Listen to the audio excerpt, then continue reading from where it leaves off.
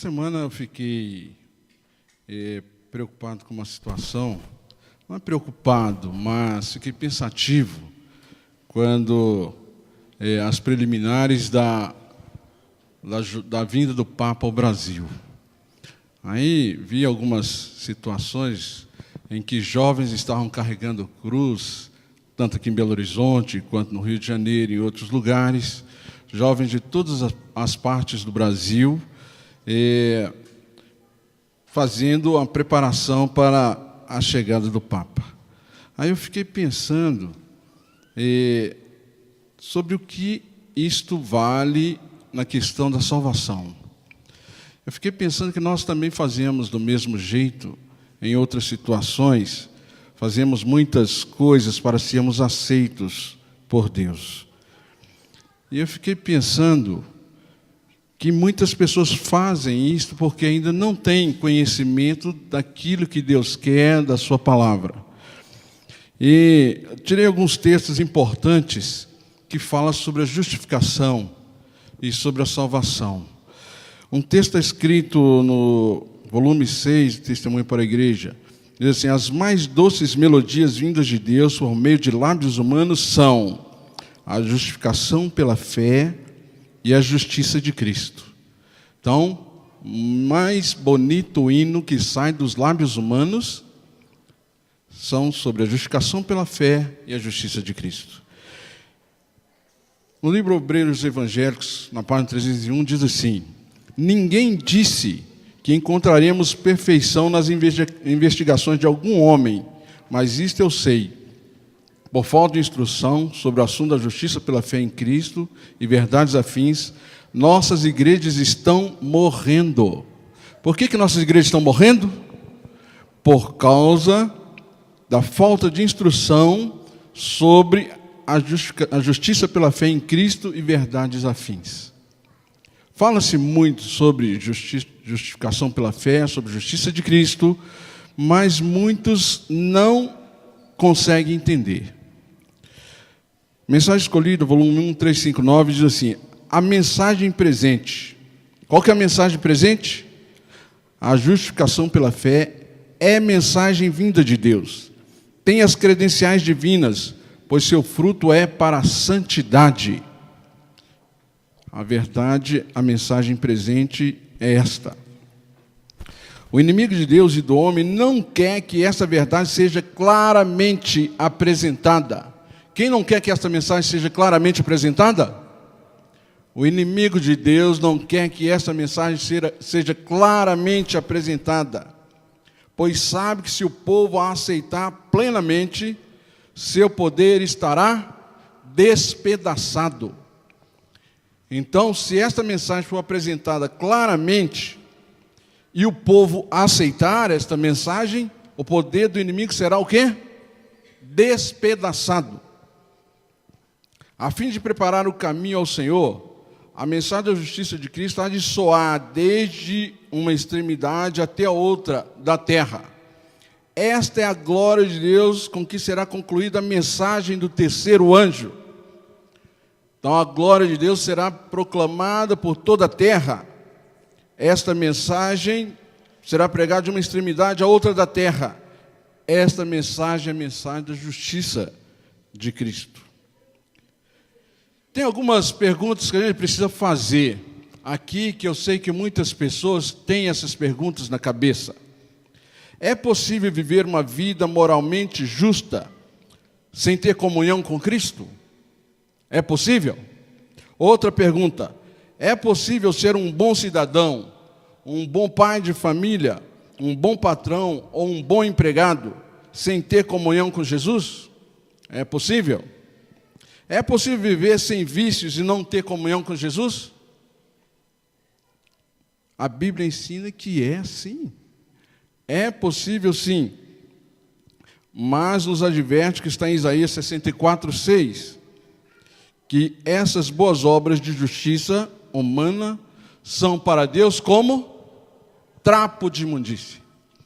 É possível a gente ser bom cidadão, ser bom pai de família, ser bom marido, boa esposa, bom filho, sem estar em comunhão com Jesus. É possível fazer boas obras sem estar em comunhão com Cristo. Tudo isso é possível. Mas a Bíblia classifica esta justiça como trapo de imundície. Outra pergunta. Como pode alguém saber se as minhas obras, o que eu faço, o que você faz, são justiça humana ou são frutos da justiça divina? Porque nós fazemos boas obras. Como alguém pode saber que as minhas boas obras são minha justiça humana, ou a sua boa obra, as suas boas obras são suas, se é a sua justiça, ou se é a justiça de Cristo, são frutos da justiça de Cristo em sua vida? Será que alguém pode saber isso? Nós não podemos saber isto, a não ser eu mesmo, porque isso depende de mim, da minha entrega a Cristo. Só Deus e eu, porque só Deus e eu sabemos se entre nós existe uma experiência de comunhão, um relacionamento íntimo.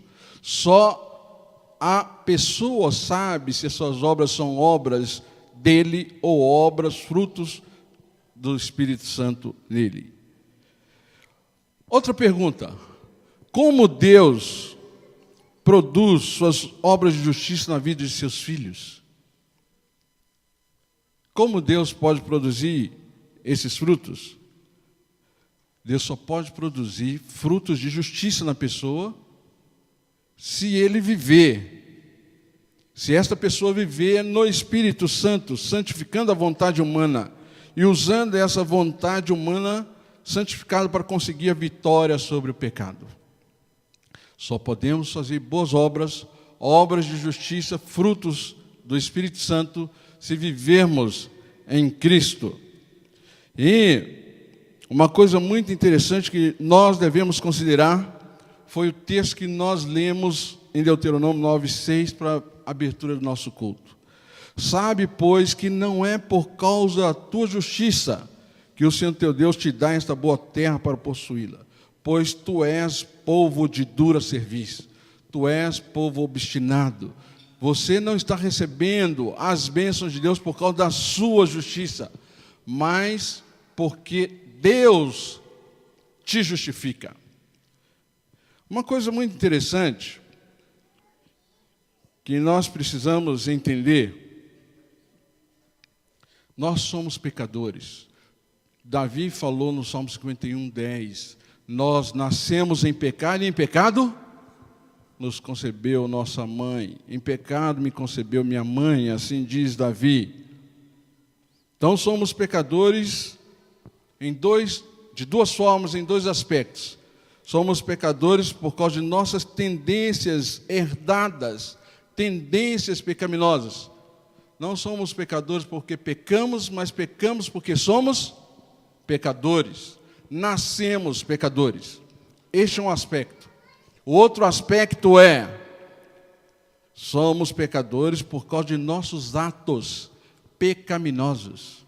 Quando praticamos atos de pecado, são duas formas do pecado que se manifesta na natureza humana. Pecado porque nasce em pecado e pecado porque pratica o pecado. Mas, no momento em que nos entregamos a Cristo, somos considerados justos, não por nossa causa, mas por causa da justiça de Cristo.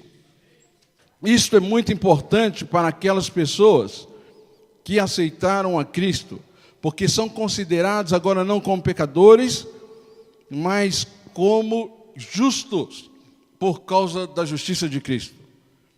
O caráter de Cristo substituirá o vosso caráter. Sereis aceitos diante de Deus exatamente como se não houvesseis pecado. Parece ser de pouca importância quando alguém levanta a mão e fala: eu aceito a Jesus.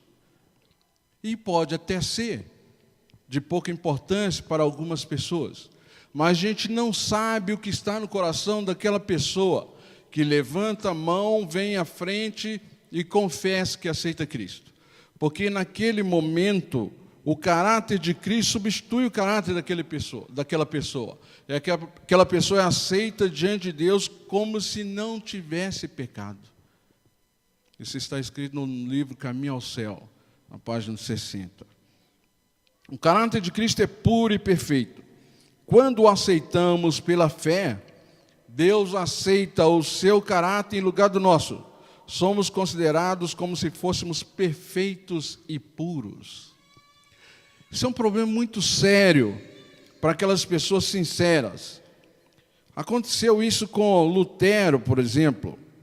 Lutero sofreu terrivelmente, está escrito no livro Grande Conflito, me passou agora a página, mas sofreu terrivelmente procurando encontrar em si mesmo a justiça, a fim de permanecer diante do Senhor. E, atualmente, milhares e milhares, milhões e milhões de pessoas, de cristãos sinceros, igualmente sofrem de maneira idêntica de Lutero, enquanto buscam a perfeição, buscam a justiça em si mesmo, para que sejam dignos da aceitação divina, a fim de suportar o período de angústia de Jacó e estar preparado para a segunda vinda de Cristo. E isto acontece com milhões e milhões, milhares e milhares de pessoas. E aqui dentro da igreja, neste momento, tem pessoas que pensam assim também. As pessoas que estão na internet devem estar pensando, eu estou assim também. Como eu posso encontrar a salvação? Eu não consigo ser perfeito. Não consigo ser perfeito. Lutero ficava desta forma e muitas pessoas hoje se rasgam com objetos pontiagudos, fazem jejum, fazem um punhado de sacrifícios, são sinceros, querendo ser justos, porque em Mateus no capítulo 5, 48 diz, sede perfeito, como é perfeito vosso Pai que está nos céus. E agora, como encontrar a perfeição? A pessoa procura em si mesma esta perfeição. Nós que conhecemos a lei de Deus, o mandamento de Deus, nós ficamos pensando, eu não consigo ser perfeito. A palavra de Deus quer que eu seja perfeito, mas como encontrar essa perfeição? Quando pela fé aceitamos o Senhor como nosso Salvador, e nele permanecemos, somos tidos por santos e imaculados diante do Pai. Jesus diz, o Pai não vê vosso caráter defeituoso, mas vos olha revestido de minha perfeição. Isso Jesus diz, está no Desejar de Todas as Nações, na página 357. Louvado seja Deus por isso. Glória a Deus. Porque Lutero, quando foi visitar Roma, e começou a subir as escadarias, ali da catedral romana, ele teve uma visão que mudou a sua vida. Quem lembra da visão de Lutero? Ele viu o céu aberto e uma voz que lhe dizia, o quê? O justo viverá da fé. O justo viverá da fé. Justificação pela fé é precisamente isto. Aceitar pela fé. O que é justiça pela fé? O que é? Aceitar pela fé a perfeição de Cristo em lugar de nossa imperfeição. Sua justiça imaculada em lugar de nossos trapos de imundície. Isto é justificação pela fé. Assim o homem perdoado e revestido pelas belas vestes da justiça de Cristo encontra-se irrepreensível diante de Deus. Fé e obras, página 103. Nunca, preste atenção nesse texto do Espírito de Profecia, Fé e Obras 108. Nunca podemos alcançar a perfeição por meio de nossas boas obras. Nunca podemos alcançar a perfeição por nossas, não é por nossas más obras, mas por nossas boas obras. Boas obras. A pessoa que olha Jesus pela fé rejeita a sua própria justiça, encara a si mesmo como incompleta, seu arrependimento como insuficiente, sua fé, sua mais forte fé, como sendo apenas debilidade, seu mais custoso sacrifício, como escasso. Então prostra-se com humildade ao pé da cruz. Uma voz lhe fala dos oráculos da palavra de Deus. Com espanto é ouvida a mensagem: nele, em Jesus, estais aperfeiçoados. Então tudo fica em paz na sua alma. Se você fica angustiado, muito angustiado, como alcançar a perfeição? Como ser perfeito? Não procura a perfeição em você mesmo, mas prostra-se com humildade ao pé da cruz. Ajoelha ao pé da cruz. E uma voz sai da palavra de Deus. Com espanto é ouvida a mensagem: nele, em Jesus, você é perfeito. Você está aperfeiçoado. E agora a sua alma fica tranquila. Não fica ansiosa, porque você tem fé em Jesus. Somos pecadores em nós mesmos. Em Cristo, porém, somos justos. Tendo-nos feito justos mediante a justiça imputada de Cristo, Deus nos declara justo e nos trata como justo. Deus não só nos declara, mas nos trata como justo. Cristo é o Salvador ressurreto. Conquanto estivesse morto, ressuscitou, vivendo sempre a fazer intercessão por nós. Devemos crer com o coração para a justiça e com a boca fazer confissão para a salvação. Os que são justificados pela fé confessarão a Cristo. Quem ouve a minha palavra e crê naquele que me enviou, tem a vida eterna e não entrará em condenação, mas passou da morte para a vida. Isso está em São João, no capítulo 5, versículo 24. Quem ouve as minhas palavras. Ouvir é importante. Muitas pessoas estão ouvindo a palavra de Deus hoje. Estão ouvindo a palavra nesta manhã, não só aqui, mas em vários lugares do mundo. No dia de domingo, muitas pessoas ouvem a palavra de Deus em várias igrejas e em vários lugares do mundo. Mas não basta ouvir. O versículo diz: quem ouve as minhas palavras e crê. E crê. Tem que crer. Mas às vezes tem um abismo muito grande entre ouvir e crer. E depois tem um abismo muito maior entre crer e viver. Mas a palavra, São João 5,24 diz: quem ouve a minha palavra e crê naquele que me enviou, terá a vida eterna. O verbo é no futuro? Terá a vida eterna? O verbo é como? Tem. O verbo é no presente. Tem a vida eterna. Agora está aqui o futuro, outro verbo. E não entrará em condenação. Não entrará em condenação, porque haveremos de ser julgados, isso é futuro. Mas passou da morte para a vida. Analisando esse texto, nós precisamos entender aqui. É lamentável o fato de que nem todos os que ouvem aceitam o que Deus diz. Nem todos que ouvem aceitam.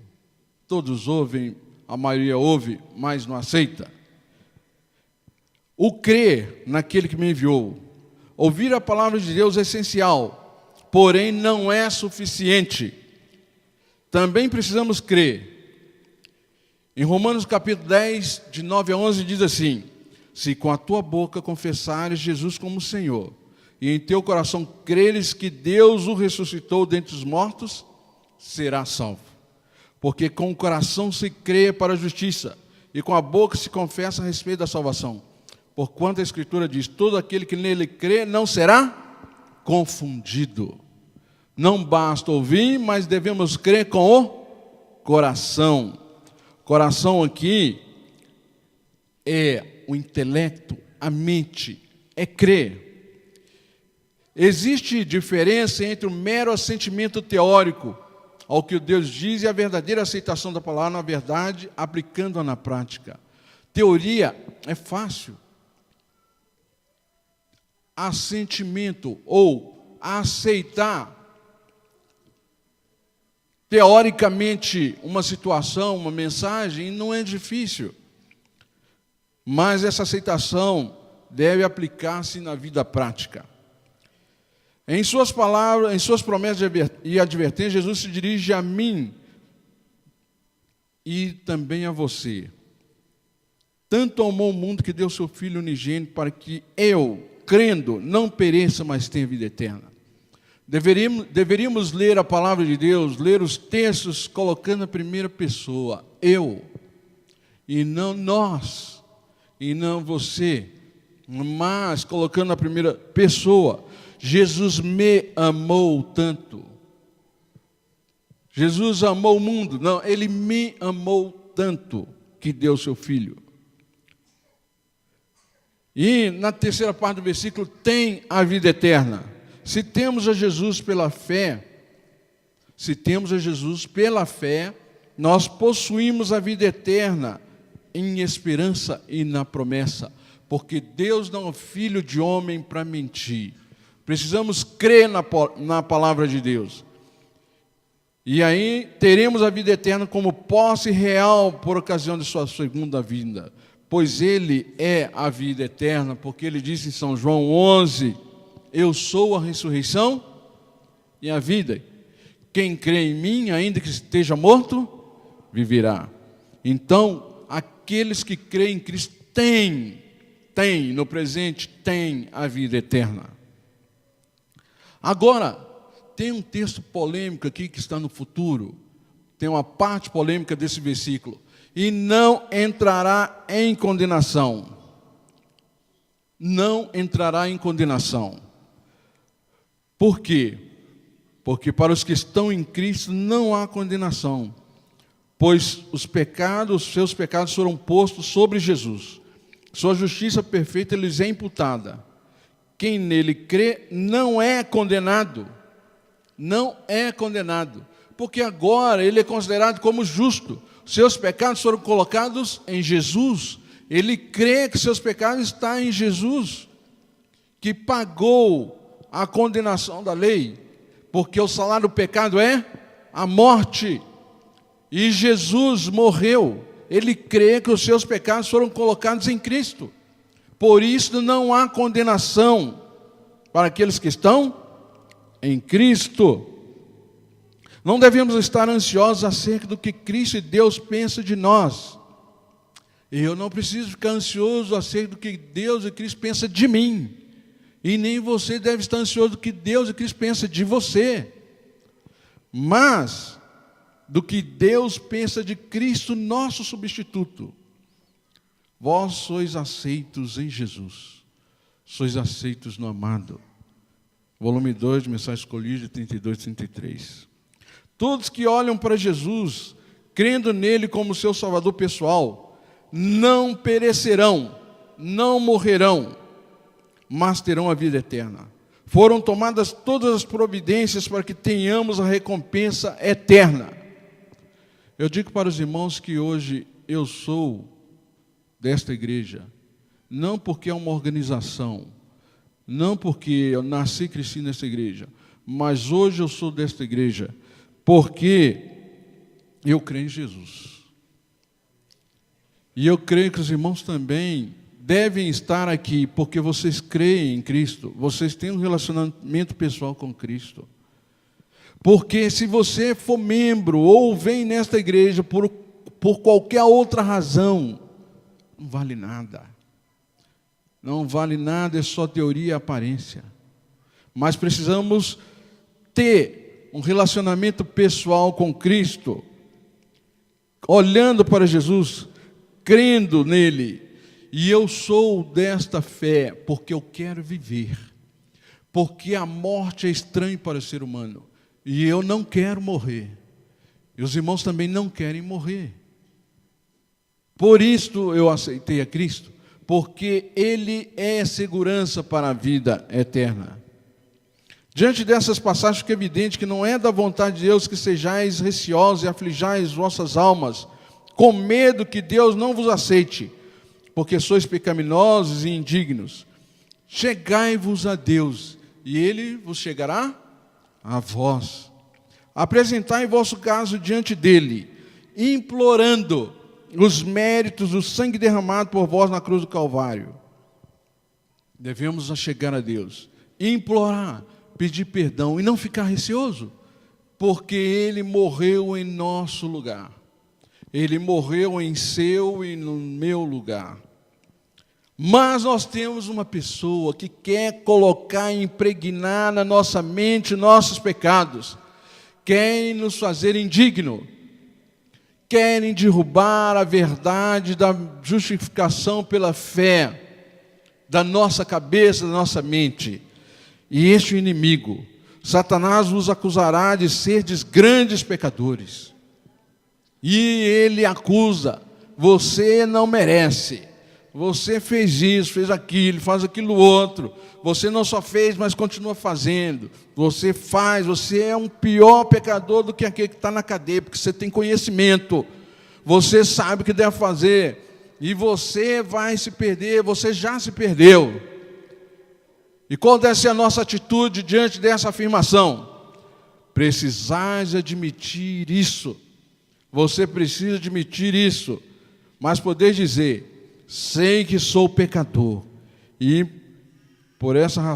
é por esta razão que eu necessito de um Salvador. Nunca devemos nos justificar. Eu sei que sou um pecador. Os irmãos me veem que eu estou pregando, eu sou um pecador. Os irmãos conhecem, a maioria dos irmãos conhece a minha vida, a minha história. Mas é por esta razão que eu preciso de Jesus, o meu Salvador. Jesus veio ao mundo para salvar os pecadores, dos quais eu sou o principal, disse o apóstolo Paulo. O sangue de Jesus Cristo, seu Filho, nos purificará de todo pecado. Se confessarmos os nossos pecados, Ele é fiel e justo para nos perdoar os pecados, e não só perdoar, mas também para purificar de toda injustiça. Não tenho nenhum mérito, nenhuma virtude pela qual eu possa reivindicar a salvação, mas apresento diante de Deus o sangue expiatório do imaculado Cordeiro de Deus que tira o pecado do mundo. Esta é a minha única reivindicação. O nome de Jesus me dá acesso ao Pai. Seu ouvido, seu coração está aberto à minha mais débil súplica. Ele supre as minhas profundas necessidades. Jesus está em pé no Santo dos Santos para comparecer agora à presença de Deus por mim e por você. Quero terminar nossa meditação nesta manhã com o texto do Fé e Obras 107. Jesus está em pé no Santo dos Santos para comparecer agora na presença de Deus por você. Agora Ele está em pé no lugar santíssimo para comparecer na presença de Deus por você e por mim também. Ali Ele não cessa de apresentar você, a mim apresentar ao seu povo, momento após momento, perfeito, a sua perfeição, a sua justiça. No entanto, por sermos assim representados perante o Pai, não devemos imaginar que podemos abusar da sua misericórdia. Não podemos abusar da sua misericórdia, tornando-nos descuidados, indiferentes e comodistas. Cristo não é ministro do pecado. Somos perfeitos nele, aceitos no amado, unicamente se permanecermos nele pela fé. Que Deus nos abençoe para isto. Amém.